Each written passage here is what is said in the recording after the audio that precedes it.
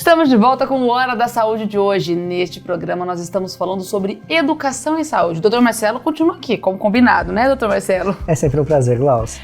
Marcelo, agora nesse terceiro bloco, eu queria que você começasse falando sobre como as dinâmicas familiares influenciam no contexto de educação em saúde. Em casa também se aprende sobre saúde.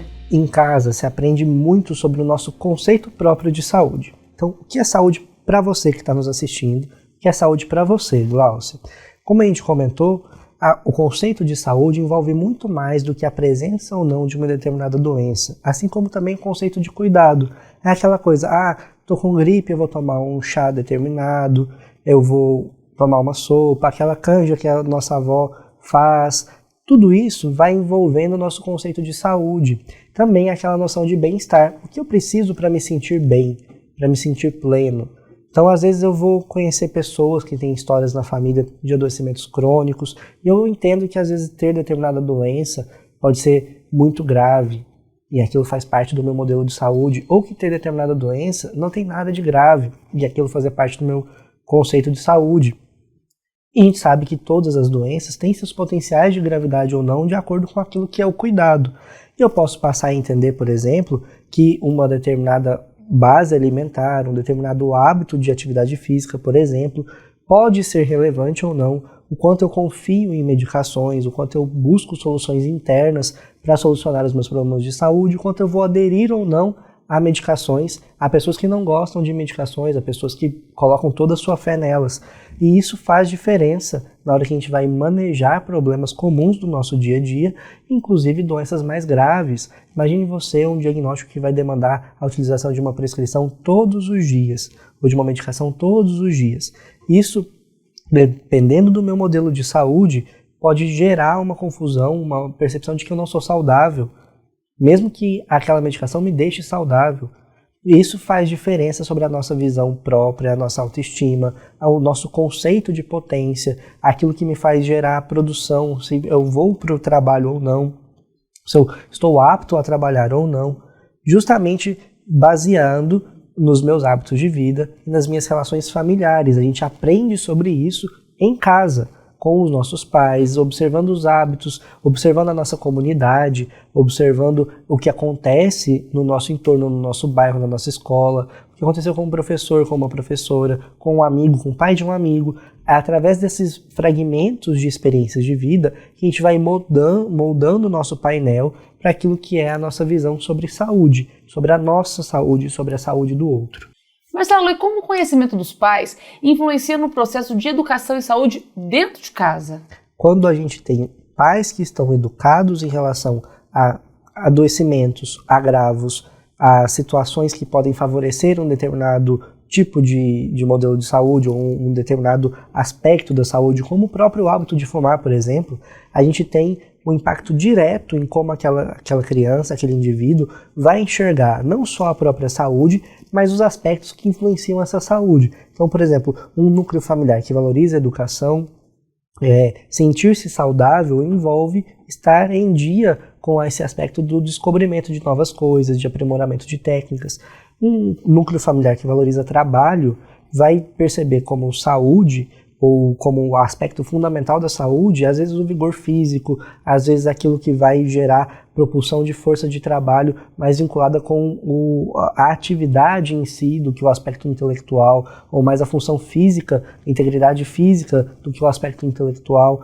E isso muda, inclusive, a nossa perspectiva em relação ao adoecer. Então, se o meu modelo familiar valoriza, por exemplo, educação, valoriza atividades intelectuais, às vezes um processo demencial vai me impactar muito mais, ou uma alteração cognitiva, algo que modifique a minha percepção de mundo, ou a função da minha mente, pode me gerar um sofrimento muito maior, como uma perda de saúde muito maior do que um adoecimento que envolva, às vezes, a perda de um membro, ou alguma coisa assim que limite a minha função física. Por outro lado, se eu venho de um círculo familiar em que eu tenho a propulsão da força do trabalho vinda daquilo que eu consigo executar, aquilo que envolve trabalhos manuais ou às vezes uma força física mais direta, às vezes um processo cognitivo, algo que me adoeça, que me incapacite de criar, de ter novas ideias, possa ser menos impactante no meu dia a dia, do que algo que limite a minha força física, a minha função física, justamente por conta do meu modelo de saúde. O que é estar bem comigo mesmo? O que é ter bem-estar? E a mesma coisa em relação à saúde financeira. Há núcleos familiares que vão acreditar que estar empregado com um emprego fixo de carteira assinada é muito mais seguro e muito mais saudável. Há famílias que vão acreditar muito na força do empreendedorismo, em adquirir determinados tipos de ativos financeiros, de investimentos, e isso vai modificar muito a minha percepção de saúde quando a gente tem um processo de crise financeira. Porque às vezes um processo de desligamento pode gerar uma percepção de crise muito maior para um grupo familiar, e para outro grupo familiar o que vai gerar essa mesma percepção pode ser um revés de uma mudança macro na economia, quando a gente tem alterações em relação aos rendimentos e investimentos. Então a gente tem às vezes a mesma situação sendo causadora de sofrimentos de ordem diferentes em um determinado núcleo familiar, em determinada realidade, contexto de vida, a partir daquilo que a gente traz de bagagem. E isso interfere na nossa saúde. Eu posso sentir que as minhas potencialidades estão diminuídas em determinados contextos a partir das experiências que eu tenho. Então, como a gente acabou de comentar, em relação à minha função intelectual, em relação à minha função física, em relação à minha função financeira, de acordo com a experiência e com a crença que eu tenho, eu posso me sentir mais potente ou menos potente.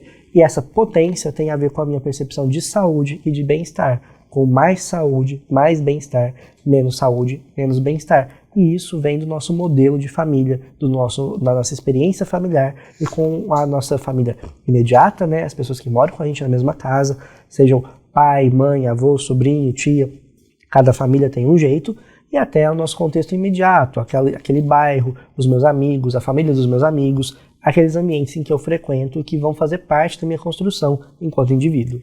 Então quer dizer que o processo de educação em saúde é um processo contínuo, que não para e acontece em todos os lugares, né? Exatamente. Tudo aquilo que vai modificar a nossa visão sobre as nossas potencialidades diz diretamente sobre a nossa visão de saúde ou de não saúde, né?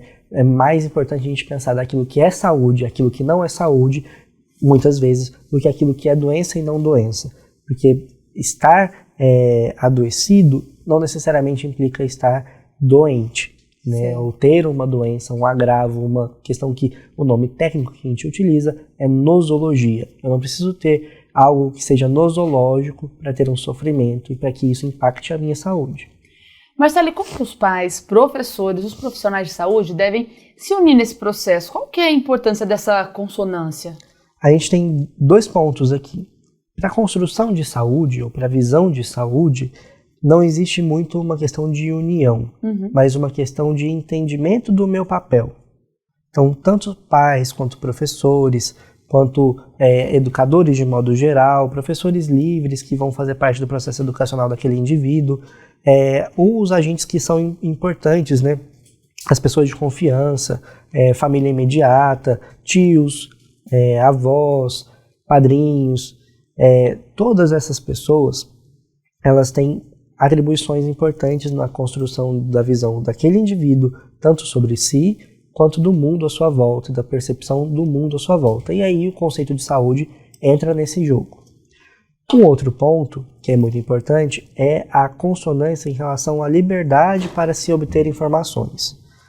Isso faz toda a diferença. Então, um exemplo clássico, que é o exemplo que a gente utilizou no bloco anterior e que vale a pena falar sobre ele nesse momento, ainda é sobre vacinação e imunização.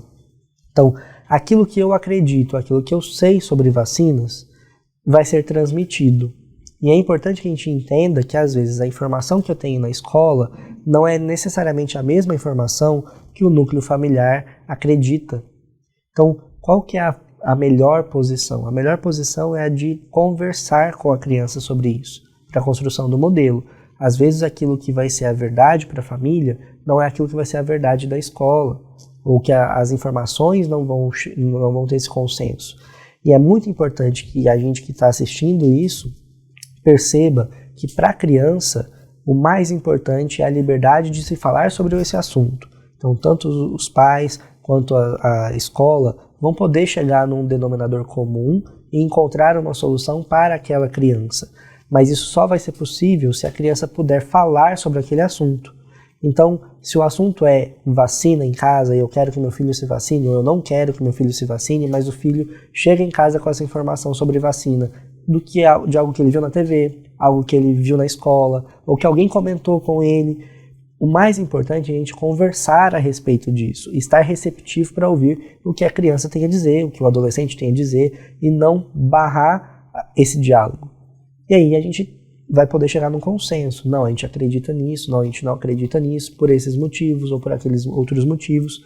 A criança, quando ela tem essa liberdade de poder falar sobre esse assunto, seja ele qual for, por mais polêmico que ele possa parecer, ela vai conseguir expressar os sentimentos que ela tem a respeito disso e gerar um julgamento, uma percepção sobre aquele tema de modo muito mais confortável, quando ela pode dialogar sobre isso em casa, nas figuras de autoridade que ela respeita e confia, no caso cuidadores, do que quando ela perde essa figura do cuidador como uma figura de referência e passa a enxergar a figura do cuidador como uma figura de punição. Então, se eu sou um indivíduo que não tem uma educação que permita a expressão daquilo que eu penso, daquilo que eu sinto, das coisas que eu vivi, se eu vou ser reprimido sobre isso, a minha tendência é não falar sobre isso com aquelas figuras, porque eu vou ser repreendido sobre isso. O que não quer dizer que eu não vá falar sobre aquilo ou não vá pensar sobre aquilo. E esse é o grande perigo dos pais, quando decidem ter uma atitude muito repressora. E aí não quer dizer que a gente tem que ser permissivo. Não se trata disso. Não significa que tem que deixar as coisas, mas falar sobre elas. Essa que é a diferença. Quando a gente não fala sobre isso, a criança, aquele indivíduo, ele tende a não ter naquele ambiente familiar a oportunidade de falar sobre isso, mas aquela curiosidade que está dentro da criança, aquele conjunto de informações, provavelmente vai ser abordado em outros ambientes, em ambientes dos quais a gente não tem controle, né? Seja um ambiente virtual, seja um ambiente real dentro da escola, ou dentro do grupo de jovens, dentro das igrejas, dentro do grupo de amigos, do ciclo de amigos imediatos, aquele assunto vai surgir. E quando eu tenho essa liberdade em casa, de poder tratar sobre aquele assunto de modo horizontal, de modo amplo, de modo aberto em casa, as minhas figuras de referência para tomada de decisão serão os meus pais, uma figura acolhedora, né? Quando eu tenho um ambiente repressor em casa, eu não vou ter liberdade de falar sobre isso, a minha figura de referência para tomada de decisão talvez não seja o pai e a mãe, talvez seja uma outra figura com a qual a criança tenha uma maior identificação. Então, tudo isso é um processo que dentro do contexto da parentalidade, dentro daquilo que é a minha função de pai e de mãe, eu preciso estar alerta, estar atento, né? Criar um ambiente que seja seguro para a criança se expressar e se manifestar. E isso muda não só o conceito de saúde, mas todo o conceito de formação e de função social que a criança tem e a figura de eleição que ela vai ter para sua tomada de decisão, sua identificação, sua valorização, tanto para a vida imediata quanto para as funções de vida, de trabalho, de saúde. Esse foi o Hora da Saúde de hoje. Neste programa nós falamos sobre educação e saúde. Marcelo, muito obrigada por todas essas orientações e olha só, sabia que educação e saúde era importante, mas não sabia o quanto era importante. É sempre um prazer, Glaucia. Educação e saúde poderiam ser sinônimos. Tem tudo a ver, são setores que têm muito a contribuir um com o outro e que fazem toda a diferença na formação do indivíduo e na cara que a nossa sociedade tem. Quem tem contato com educação e saúde desde criança se torna um adulto mais saudável. Com certeza, Glaucia. Espero que você tenha gostado desse programa e se quiser se tornar aí um adulto mais saudável, quiser compartilhar esse programa com outras pessoas de quem você gosta, é só ir lá, youtube.com/Hospital de Amor, procura a playlist Hora da Saúde, assista novamente o nosso programa e compartilhe com quem você quiser. A gente se encontra no próximo Hora da Saúde. Até mais!